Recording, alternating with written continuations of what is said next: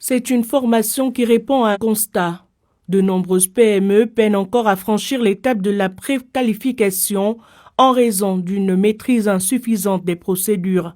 Pendant 2 jours, les participants à l'atelier de renforcement des capacités des petites et moyennes entreprises gabonaises ont été outillés sur les procédures de passation des marchés publics, de la préparation des dossiers de candidature à l'élaboration des offres techniques et financières. Cet atelier vient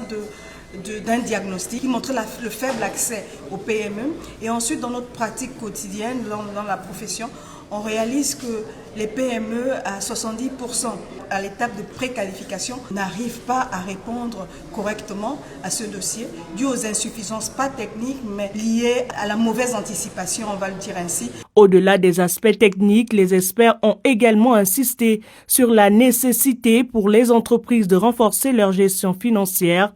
une comptabilité régulière des états financiers à jour et une collaboration avec les établissements bancaires constituent des atouts essentiels pour répondre aux exigences des appels d'offres et rassurer les donneurs d'ordre. Une entreprise qui se veut sérieuse et crédible doit tenir une comptabilité régulière parce que c'est dans cette comptabilité que l'on va puiser toutes les données financières qui vont nous permettre de renseigner le dossier d'appel d'offres et de donner aux clients une réponse fiable par rapport à l'offre qui est demandée. À travers cette initiative, la CNTI-PPE et la Banque mondiale entendent favoriser une plus grande participation des PME gabonaises au marché public et aux projets financés par les partenaires techniques et financiers. Ces PME ont passé 2 jours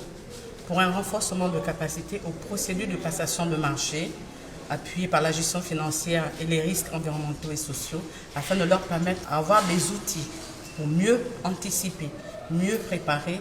leur dossier d'appel d'offres ou leur dossier de consultation dans les temps impartis. Une ambition qui s'inscrit dans la volonté de doper le secteur privé et de faire des entreprises locales des acteurs majeurs des projets de développement du Gabon.